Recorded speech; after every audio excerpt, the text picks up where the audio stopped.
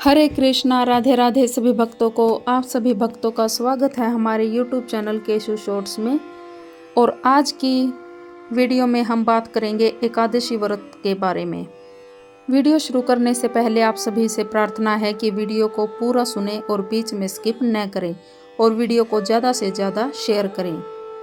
आज की वीडियो में हम इंदिरा एकादशी की शुभ मुहूर्त, पूजा विधि और व्रत कथा के बारे में बात करेंगे। तो चलिए शुरू करते हैं आज की वीडियो। शास्त्रों में एकादशी तिथि का विशेष महत्व है।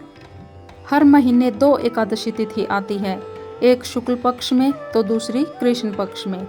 यहाँ हम बात करने जा रहे हैं इंदिरा एकादशी के बारे में, जो पितृपक्ष में आती है। इस एकादशी को अत्यंत पवित्र और महत्वपूर्ण माना जाता है। ऐसी मान्यता है कि इस दिन व्रत करने से और पुण्य कार्य करने से पितरों की मुक्ति मिलती है, साथ ही उन्हें मोक्ष मिलता है। वहीं इंदिरा एकादशी के व्रत से पापों का क्षय होता है और साथ ही सुख समृद्धि की प्राप्ति होती है। वहीं इस दिन गौरी योग, शिव योग और प्रीघ योग बन रहा है, जिससे इस दिन का महत्व और भी बढ़ गया है। साथ ही सूर्य, बुध और केतु का संयोग बन रहा है। आइए जानते हैं कब है इंदिरा एकादशी का व्रत, तिथि और शुभ मुहूर्त।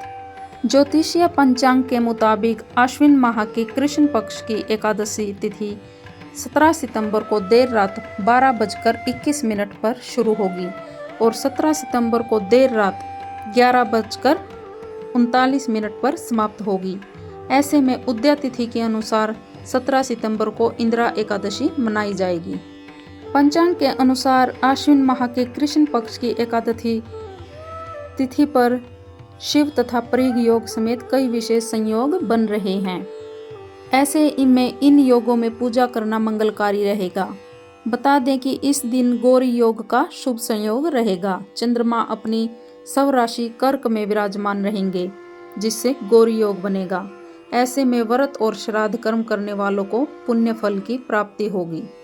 और अब शुरू करते हैं इंदिरा एकादशी व्रत कथा। युधिष्ठिर ने भगवान मधुसूदन से पूछा कि कृपा करके मुझे यह बताएं कि आश्विन के कृष्ण पक्ष में कौन सी एकादशी होती है। भगवान कृष्ण बोले कि आश्विन के कृष्ण पक्ष में इंदिरा नाम की एकादशी होती है। फिर युधिष्ठिर ने भगवान मधुसूदन से पूछा, कृपा करके मुझे यह बताएं कि आश्विन के कृष्ण पक्ष में आने वाली इंदिरा एकादशी की क्या कथा है। कृपा करके मुझे वह कथा बताने का प्रयास करें।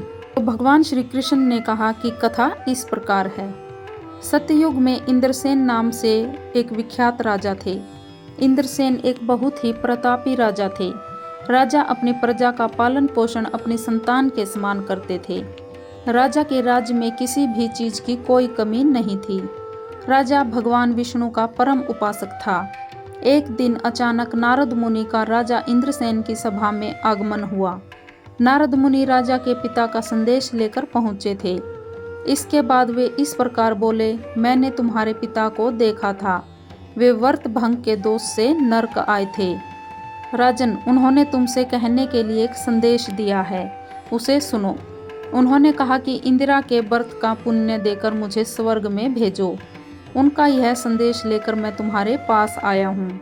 राजन, अपने पिता को स्वर्ग लोक की प्राप्ति कराने के लिए इंदिरा का व्रत करो। राजा ने पूछा, कृपा करके इंदिरा का व्रत बताइए कि इसे किस प्रकार करना चाहिए। तो नारद जी ने कहा कि आश्विन मास के कृष्ण पक्ष में 10वीं के दिन को प्रातःकाल स्नान करें। फिर मध्याह्न काल में स्नान करके एकाग्रचित्त हो एक समय का भोजन करें और रात्रि में भूमि पर सोएं। रात्रि के अंत में निर्मल प्रभात होने पर एकादशी के दिन दातुन करके मुंह धोएं। इसके बाद भक्ति भाव से निम्नाधित मंत्र पढ़ते हुए उपवास का नियम ग्रहण करें। इस पर राजा ने कहा, हे नारद जी, आपके अनुसार निराहार रहकर कल भोजन करूंगा, आप मुझे शरण दें। इस प्रकार नियम करके मध्याह्न काल में पितरों की प्रसन्नता के लिए शालिग्राम शिला के सम्मुख विधि पूर्वक श्राद्ध करें तथा दक्षिणा से ब्राह्मणों का सत्कार करके उन्हें भोजन कराएं। पितरों को दिए हुए अन्नमय पिंड को सूंघ कर विद्वान पुरुष गाय को खिला दें। फिर भगवान का पूजन करके रात्रि में उनके समीप जागरण करें उसके बाद ब्राह्मणों को भोजन कराकर भाई बंधु नाती और पुत्र आदि के साथ स्वयं मौन होकर भोजन करें। नारद जी ने कहा, इस तरह से व्रत रखने से तुम्हारे पिता को मोक्ष की प्राप्ति होगी और उन्हें श्री हरि के चरणों में जगह मिलेगी। राजा इंद्रसेन ने नारद जी के द्वारा बताए अनुसार इंदिरा एकादशी का व्रत किया, जिसके पुण्य से उनके पिता को मोक्ष की प्राप्ति हुई और वे बैकुंठ चले गए। इंदिरा एकादशी के पुण्य प्रभाव से राजा इंद्रसेन को भी मृत्यु के बाद बैकुंठ की प्राप्ति हुई। तो ये थी पावनमयी इंदिरा एकादशी की व्रत कथा। अगर आप सभी को वीडियो पसंद आई हो तो वीडियो को ज़्यादा से ज़्यादा शेयर करें और लाइक करें और हमारे चैनल को सब्सक्राइब करें। भगवान श्री विष्णु आप सभी पर अपनी कृपा बनाए रखें। हरे कृष्णा, हरे नारायण।